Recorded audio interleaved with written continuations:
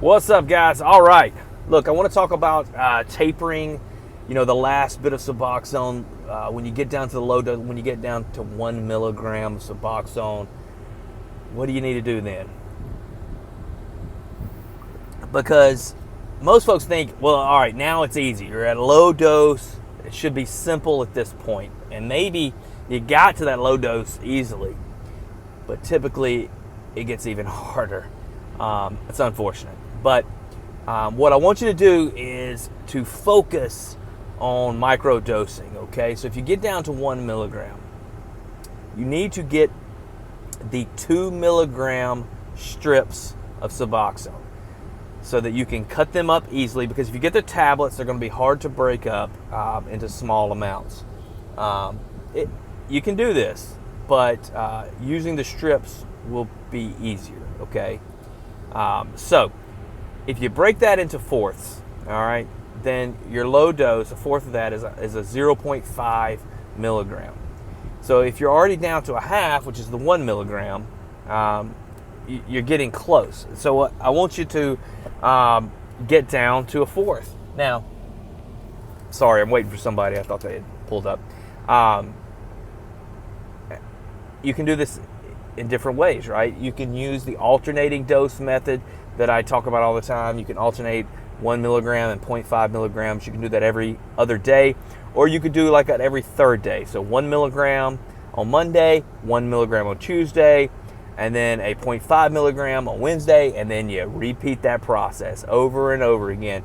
And you do that until it's just no problem at all to have that third day at a lower dose, okay? And then when you get to that point where there's no problem, then you go to every other day, okay? So there you go. So after you do every other day and there's no problem, you go to every 3 days at the lower dose. So you'll go 0.5 milligrams Monday, 0.5 milligrams Tuesday. On Wednesday, you go to 1 milligram. Then you go back to 0.5, okay? You'll do that until there's no problems at all. That might be a month, it might be 2 months, whatever.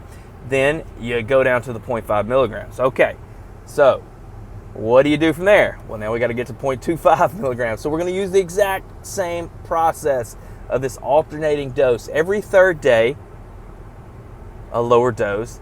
Then, every other day, then we swap it to the low dose 2 days in a row with the higher dose on the third. Then you're ready for the low dose every day. Now, once you get down to 0.25 milligrams, you're going to think you've made it, but you haven't. I want you to work on bridging the dose further, okay? So, in other words, getting to 0.25 milligrams every 24 hours, and then to every 28 hours. And I want you to do every 28 hours for a month. Then after that, I want you to push it out to every 32 hours or every 36 hours.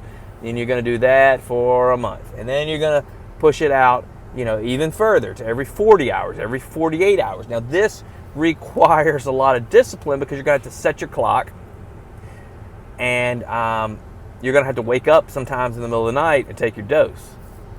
But I actually like that, because that means you're not taking your dose based on your psychology. You're taking it based on your discipline.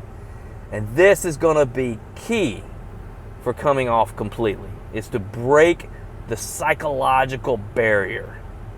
And you can do that if you take your medicine on a schedule.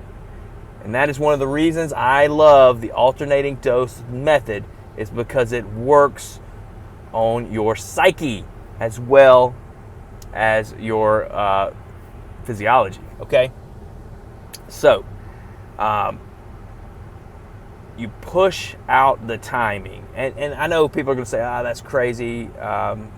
Once you do that, you can just drop off, or it's just in your head. It's not, man. It's just the way this medicine works. It is so long acting and just stays in your body for so long that you might go 5 days and then start having withdrawal.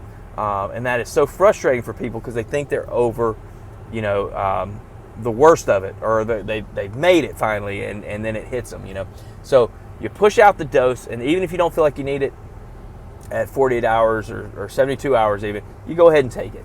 And then after you've been at every 72 hours for long enough, and you feel comfortable, that's when you just stop it and you see what happens.